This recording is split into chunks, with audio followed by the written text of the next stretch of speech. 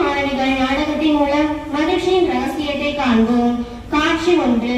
வகுப்பறையில் கோபிகா சலிப்புடன் மேசை மீது தலையை கையால் தாங்கிக் கொண்டிருக்கிறாள்.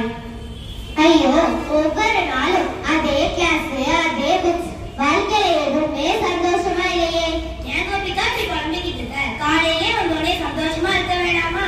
என்ன சந்தோஷம் இருக்கு? அம்மா பிடிக்காத சாப்பாடு கொடுத்துருக்காங்க.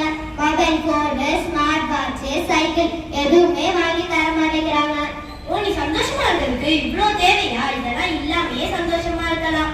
இதெல்லாம் இருந்தாதான் என்னால சந்தோஷமா இருக்க முடியும். ஆசிரியர் வகுப்பிற்கு நுழைகிறார். ஏன் பசங்க பேசிட்டு இருக்கீங்க? என்ன பேசிட்டு இருக்கீங்க? மிஸ் கோபிகா சொல்றா, கோபிகாவுக்கு பெரிய பெரிய விஷயம் எல்லாம் இருந்தாதான் அவனால சந்தோஷமா இருக்க முடியுமா? ஓ அப்படியா? சரி, ஒரு விளையாட்டு விளையாடலாமா? யாரெல்லாம் மிஸ்? காட்சி ஆசிரியர் பலூன்களை எடுத்து வருகிறார். உங்க முன்னாடி இந்த பலூன்ஸ் இருக்குல்ல, இதுல ஒரு தவறும் அவங்க பேர் எழுதுங்க. எழுதிட்டீங்களா?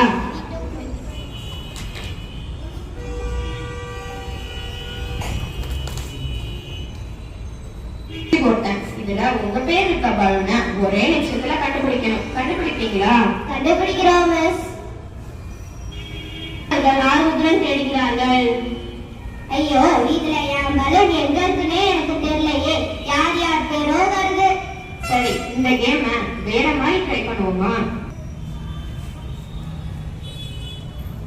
உங்க முன்னாடி இருக்குல்ல இந்த பலூன்ல எடுத்து அதுல யார் பேர் இருக்கோ அவங்கள்ட்ட கொடுங்க.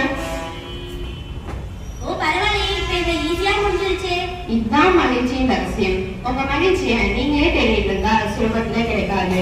மற்றவர்களை மகிழ்விக்க வேண்டாம், அந்த மகிழ்ச்சி உங்களே தேடி வரும். இப்ப எனக்கு புரிஞ்சிச்சு மிஸ். இவ்வளவு விஷயம் எல்லாம் இருந்தாதான் என்னால சந்தோஷமா இருக்க முடியும் நான் நினைச்சேன். ஆனா மற்றவர்களை மகிழ்விப்பதான் எனக்கு சந்தோஷங்கிறத நான் புரிஞ்சுக்கிட்டேன். நீ சொல்றது போல பெரிய பெரிய விஷயம் எல்லாம் இல்லாம நம்ம சின்னதா ஒரு ஸ்மைல், குட்டியா ஒரு மனநிறைவான ஷேர், இதெல்லாம் நம்ம தினமும் பண்ணோம்னாலே நம்ம சந்தோஷமா இருக்கலாம். அழகான பதில், எல்லாரும் ஞாபகம் வச்சுக்கோங்க.